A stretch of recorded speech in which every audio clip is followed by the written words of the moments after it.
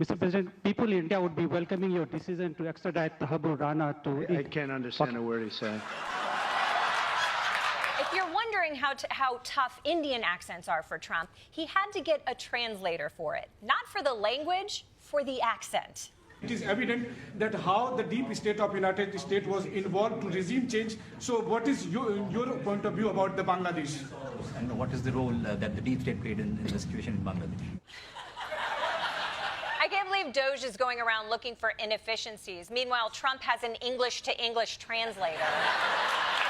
But if you do have to have a translator for accents, why does the translator also have an accent?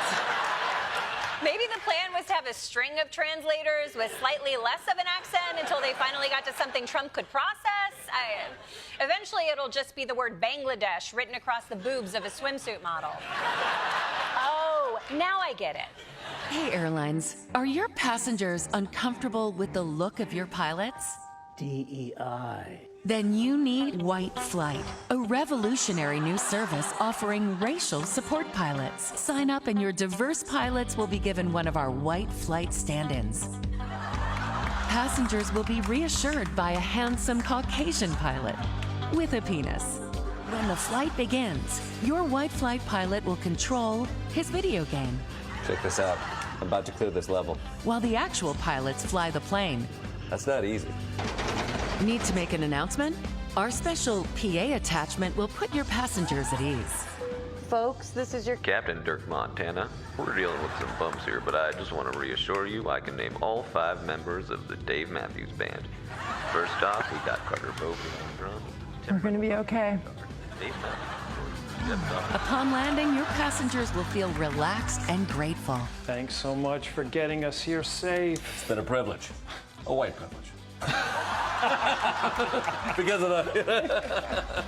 White Flight racial support pilots. Mr. President, thank you for your time. It's interesting that you brought up Harvard, because when people think about Harvard, what they're basically talking about is they're asking, what do you say to those who view your actions as an attack on academic freedom rather than a defense of fairness? What do you say to that?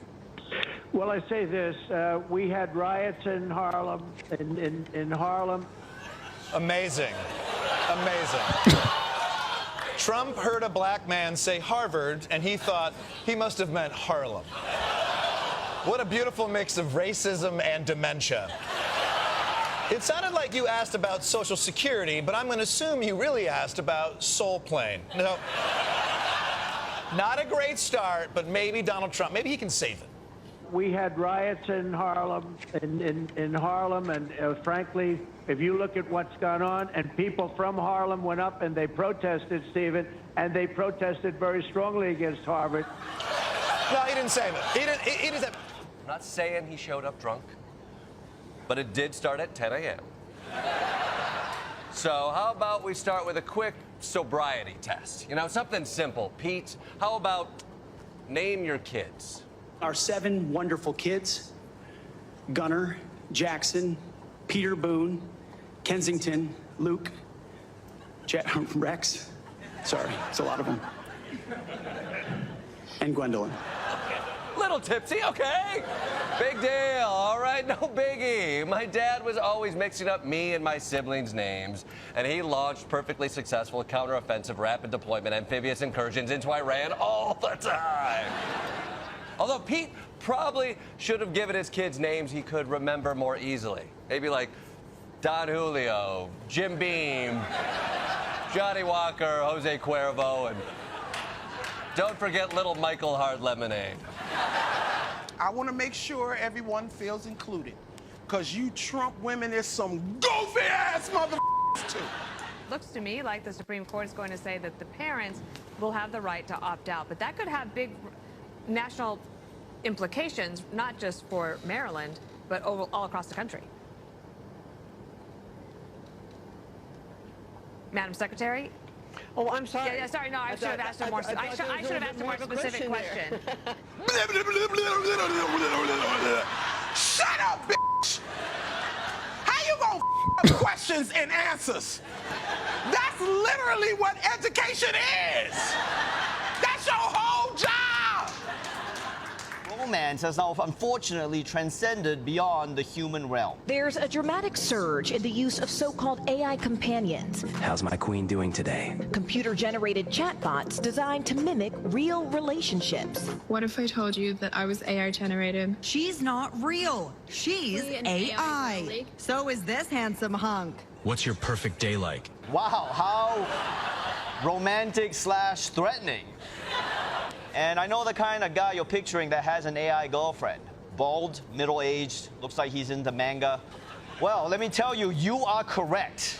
Jason Pease is a 44-year-old divorced father who says his AI chatbot is his girlfriend. Just don't let things get stupider than that. We text each other constantly. Just the other day, we went out to dinner. I was eating, telling her what I was eating, taking pictures of what I was eating, asking her what she would like. Okay, that's much stupider. Look. The Department of Justice says it is trying to set up a meeting with longtime Jeffrey Epstein associate Ghislaine Maxwell, who's in prison. The Justice Department now putting out a new statement and saying if Ghislaine Maxwell has information about anyone who has committed crimes against victims, the FBI and the DOJ will hear what she has to say.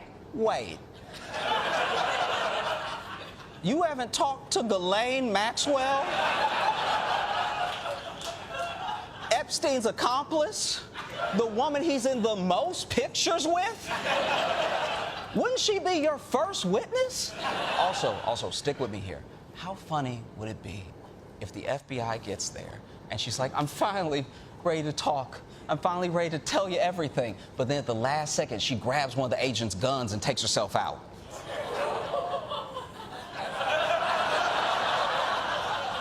The FBI would have to come out like, okay, I know how this looks, but I swear, here's how much I want you to believe me. We did do the first one, okay?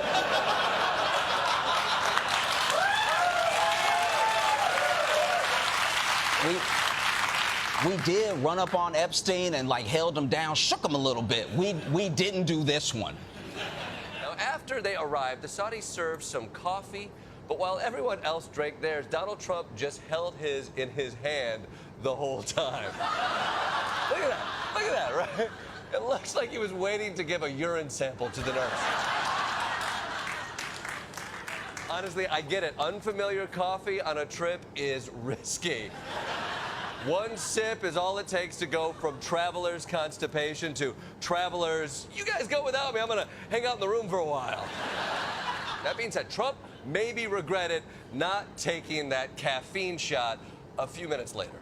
Mohammed bin Salman is saying we need a resolution on a Palestinian state. And I don't necessarily recall several years ago, pre-October 7th, as that being a demand that he had necessarily stated publicly.